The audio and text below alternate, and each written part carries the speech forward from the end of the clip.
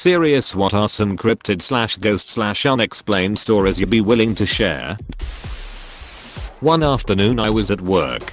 I walked past a room with a window in the door and automatically glanced in the window. There was a woman standing in the room. Except there are only 3 people in the building and the other 2 were in the office behind me. I took a couple steps, realized what I had just seen, and backed up quickly, but by the time I got back to the window the room was empty. There was only one door, and when I opened it the room was empty. At the same building, a coworker was telling me that she was in the office right around the corner from that same room. She couldn't see the door, but she could see the shadow of the door on the floor as it slowly opened and closed. She was the only one in the building at the time and she refused to check. I arrived about an hour later and she asked me to check the door and it was still locked. I worked there about 3 years and every single one of us had stories. We heard voices in empty rooms. Once we were sitting in the office and we heard somebody breathing in an empty corner. It was common to be in one of the rooms and think somebody had just walked into the room, only to look up and find that the room was empty except for you. I had one manager who scoffed at all of our stories. She did not believe us when we told her there was something fairly benign but creepy in the building. We were sitting in the office. She scoffed and loudly said, "If there's anything in here, prove it." We all held our breath, kind of nervous, a bit scared but also curious. And just about the time my manager was getting that look on her face that said, "Ha, told you so," something was thrown out in the hallway. It took us several minutes to work up the courage before going to check and finding that a book that normally sat on a bookshelf near the front door had somehow gone from that bookshelf around the corner and halfway down the hallway. The manager never talked about it and quit shortly after that. I've since quit also, but last I heard they were still hearing voices and seeing shadows in the building. When I was 7 years old, my grandma was in the hospital dying. At the time my family was strapped for cash and my mom was pregnant. So only my dad went to California, where she lived, to see her before she died. The day that she died, we got a phone call from her with her wanting to talk to each of us saying how much she loved us. A few hours later, we got a call from family members saying that she had passed away. When we told them that we had just received a call from her a few hours prior, everybody was in disbelief, saying that she had been laying unconscious in the hospital bed all day and she could have never called, yet alone been able to articulate her thoughts to us. To this day we have no idea how she called us, and I don't think we ever will. This is so nice. I wonder if ghost calls work as well on cell phones as they do landlines. My aunt got a text from my grandpa that didn't even have a phone about 12 hours before he died. He had dementia and wouldn't even have been able to know who she was, but she still had gotten the text from him. So I would assume that the ghost calls can happen on the modern day phones. Do UFO stories count? Fayette County, TN. I can't remember exactly when, but it was after Cobain died and before I changed schools. So either spring of '94 or during the '94 to '95 school year, a yellow-orange football-shaped UFO was over a field across the road from my house. I watched it from my bedroom window while on the phone with a buddy. He used his mom's line, pre-cell phone days lol, to call the local little airport. But they said there were no helicopters or anything weird on radar. After a while, it headed east towards Somerville and I couldn't see it anymore. The next day at school, a bunch of other kids had either seen it, or their uncle did, or whoever. Seriously, I would love it if anyone from that area remembers this. I'm just going to assume that you remember all of your life events in the context of before/after Cobain died. It's quite short. I chose a stall next to a stall that was used by someone with brown leather shoes. I had no toilet paper, so after some time I asked the guy next to me if he can send me a few. He moved his foot and handed it. His hand looked weirdly pale blue and was cold to the touch. I took the tissues and finished up and left the stall quickly. I was shocked to see that the stall next to me was empty. All that was there was a pair of brown leather shoes. I swear I have no explanation. I still think it was just a prank or something, but I just don't know how. Polite ghost helped you during a bathroom crisis. I shared this on Reddit a couple of times. I'll make it short this time. 6 or so years ago weird shit started happening in my mother's apartment. I lived there alone. She lived with her BF, but kept the apartment anyway. The door to my bedroom would open or close on its own. At some point in the night, it would close or open at random intervals, with the door handle moving and all that. And not like slowly. Sometimes it would full on slam shut or open. I tried everything, closing all the windows to see if maybe it was the wind. Nope. Seeing if there was anyone else in the room. Never found anybody, plus the room on the other side was empty except for a wardrobe. Hell. It even happened more than a few times in front of a friend. The friend in question also told me my lamp started to switch on and off when I was sleeping. Not like in the movies where the lamp malfunctions. She said it was like it was turning on, then off, then on, etc. Toward the end of this, the sofa that was right beside the door moved by itself while I was on it. In the middle of the night, while I was on Skype on camera, the door kept opening and closing a few times a night for a few days, then it stopped. Also I kept having sleep paralysis with visual and auditory hallucination at the time. Lol. I honestly could have thought I was simply going crazy. But I had eyewitnesses. Never understood what happened this week. Never happened again. Maybe a poltergeist needed a place to crash. Scare BNB. I grew up in an old house and my family definitely experienced events that were hard to explain. Besides all the usual noises and occasionally hearing your name being spoken, here's the top 2 weirdest things. 1. My brother and I were teens, eating dinner in the kitchen. There was a glass of water on the counter. We heard a noise where the glass was and both looked toward it, and we swore we saw it move an inch. As we were still looking and discussing it, the glass flew several feet across the counter and smashed onto the floor.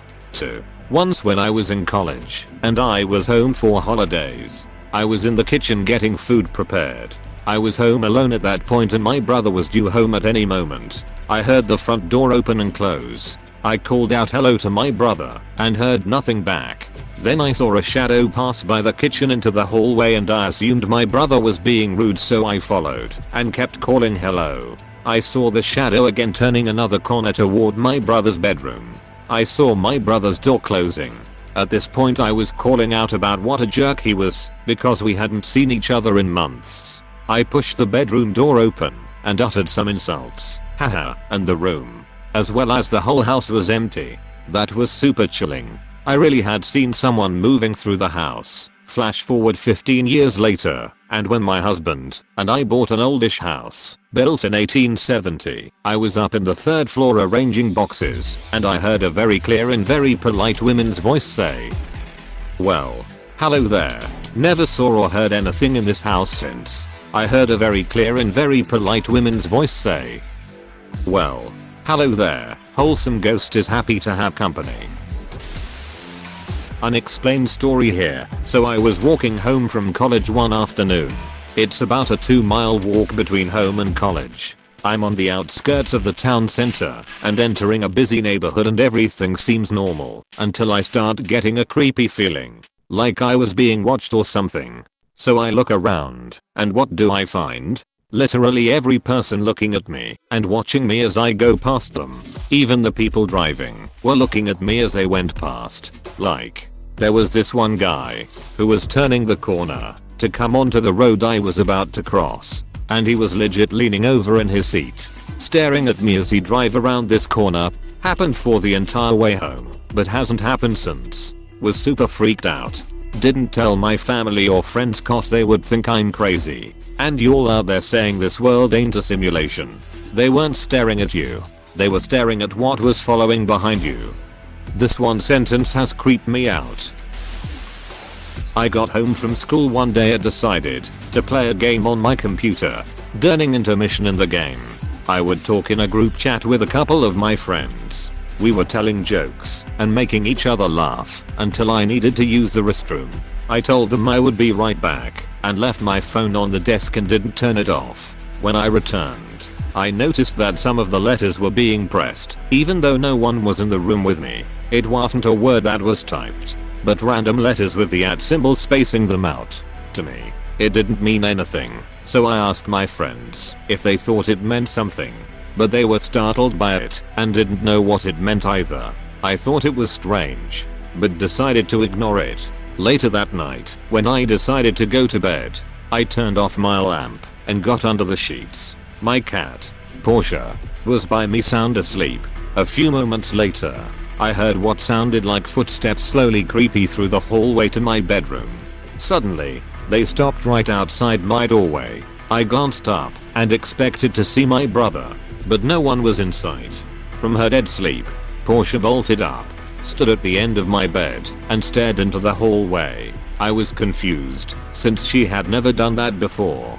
I tried to get her back to her normal spot on my bed, but she wouldn't budge. I even put my hand in front of her face, but she kept trying to peer over it. She eventually sat back down and went to bed. Since then, I haven't had any other experiences like that, and I still wonder if there was something trying to contact me that night. There was a really weird occurrence at my dad's house a few years ago. He awoke to the sound of dogs barking and realized the neighborhood dogs were barking at something that was moving parallel to the road. When his own started to bark, he went outside to see what was up. Across the street is pretty much all forest, except a church directly across the street that at the time was just a gravel lot. My dad was too far away to see anything, but in the dead of night, he could definitely hear the sound of someone running at full tilt across the gravel. A few things freaked him out from this. 1. Whatever it was definitely ran on 2 feet. Try having a dog run on gravel vs a human, and you can tell the difference. And it was big. Both myself and he have witnessed large animals like bears and moose running through the underbrush, and according to him, it sounded like it was of a similar size to those creatures. 2. It was easily running somewhere around 40 to 50 miles per hour in the clearing of the lot, then slowed down again as it went back into the woods. He was able to compare the speed, because the road itself is 45 miles per hour limit, so it was going just as fast as a passing car. 3. The final thing. Its huffing and gasping was so loud he could hear it from his front door, and was obviously not human. We looked online later to compare its sound to other animals, and it really didn't sound like anything he'd ever heard before. The freakiest part was the almost synchronous reactions the dogs had. He's never heard dogs react like that before. Both him, my stepmom, my stepbrother, and several of our neighbors all can account for hearing the strange barking from the dogs, but it was only my dad who heard what they were after. Nothing happened like that since, and I've never personally witnessed anything like it. We do like right on the border of the Cascade Mountain Range, and are surrounded by park and federal land, if you want to get an idea of where this took place. Based on speed, 2 feet, and the absence of location, my conclusion is, depending on location, an ostrich. Although that's a stretch. Damn, you got it right. My dad told me this one day, when my dad was at home alone.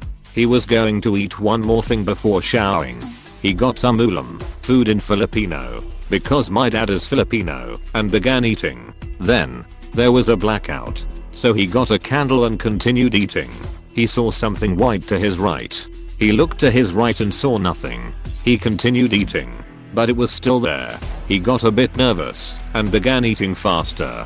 It was still there. He ate even faster. When my dad finished, he quickly put the bowl in the sink and looked in the mirror. He then noticed there was a piece of rice stuck next to his eye. Scared, must eat faster. I read this in Homer Simpson's voice. About a decade ago, I was visiting a graveyard to pay my respects. This was back in my family's home country. I was feeling absolutely fine throughout the day, but come time to leave the graveyard, I suddenly felt like I couldn't walk by myself. My shoulders were extremely heavy, my body was drained, and my legs felt like they were being anchored down by weights, more specifically, hands. It was as if I had multiple hands grabbing me by the ankles, so I couldn't keep walking.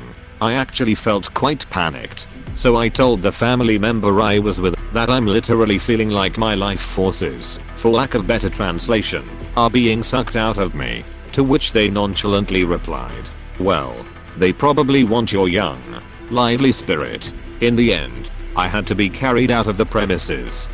The same thing happened to my brother when he went for a run around a lake. He felt as if there was this really heavy weight on his shoulders and he couldn't run for more than 50 meters. He just turned back and got home. Few hours later the authorities found a body that was murdered and thrown into the lake. My grandpa lived in an extremely rural, undeveloped area in the 40s 50s when this occurred.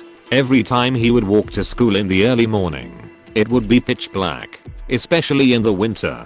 There was this huge, old, unoccupied house that he'd walk by each morning. And each morning he'd see the entire house light up, as if there were automatic lights or someone inside flipping all the light switches. The thing was, it was an ancient house in which no one lived, but more important electric lights in every room weren't a widespread thing where he lived, even in houses with living occupants. Another one, my dad, his two brothers, and his parents. His father was the grandpa who walked by the haunted house, had their share of poverty at certain points in my dad's childhood.